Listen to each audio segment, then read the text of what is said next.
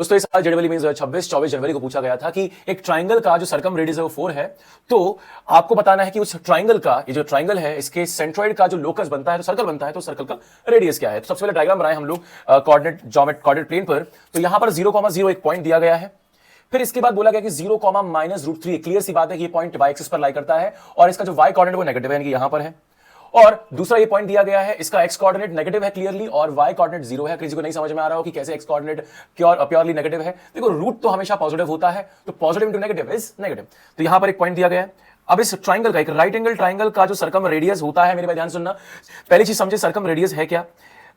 इन तीनों वर्टेक्स को पास करने वाला जो सर्कल है वो सर्कम सर्कल, उस सर्कम सर्कल का जो डायमीटर होगा वो ये हाइपोटेनस होगा। यानी कि मैं ये बात कह सकता हूं कि अगर r बराबर 4 है तो 2r बराबर 8 होगा। समझ में आया। जो डायमीटर है वो इन दोनों पॉइंट के बीच का डिस्टेंस है, और दोनों पॉइंट क्या है, ए और बी रहे। तो इन दोनों के बीच का डिस्टेंस का फॉर्मूला लगाओगे आप तो क्या आएगा, ये 8 is equals to under root of 0 minus और माइनस 2 रूट बी का स्क्वायर, यानी कि 2b plus minus 3 root A minus 0 का स्क्वायर इज 3a। तो आप डिस्टेंस फॉर्मूला लगाइए। फिर मैं इसका स्क्वायर करूंगा तो ये आएगा आपका 64 is equals to 2b plus 3a। Alright, तो ये होगा आपकी पहली equation.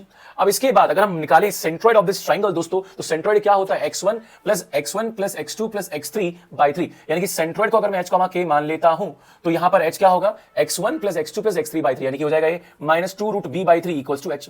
Same what is k, y1 plus y2 plus y3 by 3, यानी k हो जाएगा दोस्तों minus of root 3a by 3।